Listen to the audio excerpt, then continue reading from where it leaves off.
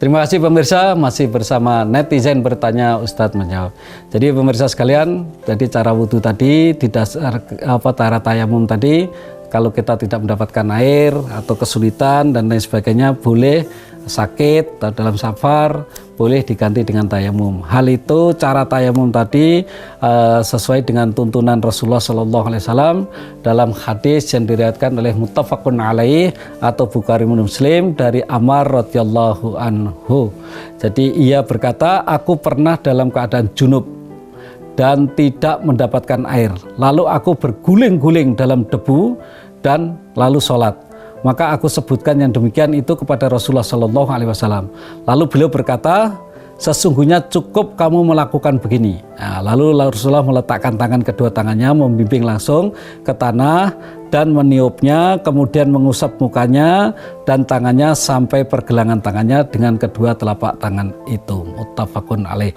Jadi ini langsung dibimbing oleh Rasulullah bahwa Ammar ini dulu pernah dia dalam keadaan junub. Ketika mau sholat tidak ada air di padang pasir kan. Lalu apa? Dia menganggap bahwa untuk gantinya itu ya dia berguling-guling di debu. Jadi gelimpangan di debu gitu. Nah kan repot kalau sudah begitu. Lalu setelah ngadu Rasulullah dikatakan dia tersolat. Lalu setelah itu dia ngadu kepada Rasulullah, oleh Rasulullah dibimbing, tidak perlu kamu berguling-guling. Cukup tayamum itu yaitu dengan karena turunnya ayat surah 4 ayat 43 maupun surah 5 ayat 6 tadi, maka Rasulullah memimpinkan dengan menempelkan telapak tangannya lalu ditiup, setelah itu diucapkan ke mukanya dan setelah itu kedua telapak tangannya sampai pergelangan tangan selesai. Ya, niatnya bagaimana? Ya niatnya melakukan bersuci karena Allah Subhanahu wa taala ya. Yang kedua pertanyaannya, bagaimana sholat ketika bencana itu pakaian terkena kotoran atau najis. Bagaimana kita sholatnya demikian? Apakah sah sholat kita dengan maka itu? Dalam Al-Quran, pemirsa sekalian, dalam Al-Quran umat Islam tetap diperintahkan agar setiap kali hendak melaksanakan sholat, terlebih dahulu yaitu menggunakan pakaian yang rapi, pakaian yang bersih dan indah. Khudhu zinatakum inda kulli masjid. Jadi pakailah pakaianmu yang indah kalau mau memasuki masjid. Nah, dalam hadis Nabi SAW kemudian dijelaskan bahwa pakaian yang najis itu tidak sah dipakai untuk sholat. Rasulullah bersabda, la tuqbalu sholatu bi ghairi tuhurin wala shadaqatun min ghululin. Jadi tidak diterima sholat yang dilakukan tanpa bersuci dan sedekah dari hasil korupsi. Nah, beberapa hal yang dapat dikategorikan sebagai najis dalam fikih itu adalah najis atau kotoran, yaitu kotoran dan muntahan manusia. Jadi muntah itu termasuk juga najis. Air madhi atau air wadi itu seperti kencing tetapi agak sedikit kental, itu disebut wadi atau air madhi. Yang ketiga kotoran hewan ya. Ini yang najis, khususnya yang haram untuk dimakan. Hewan ya seperti kotoran anjing, kucing atau babi apalagi gitu ya. Nah, yang keempat bangkai hewan. Bangkai hewan itu juga najis ya. Atau yang kelima seperti saya sebutkan tadi, hewan binatang haram seperti babi atau anjing itu ada najis. Nah, jika pakaian seseorang terkena salah satu dari yang disebutkan tadi, maka pakaiannya tidak sah digunakan untuk sholat. Namun dalam kondisi bencana ya, di mana tidak memungkinkan untuk berganti pakaian yang bersih, maka hal tersebut dapat dimaklumkan ya. Karena ada tapi kewajiban sholat tetap harus dilaksanakan dan tidak boleh ditinggalkan walaupun pakaiannya kotor, karena dalam keadaan darurat ada kaidah ushul fikih ad-daruratu tubihul maqdurat.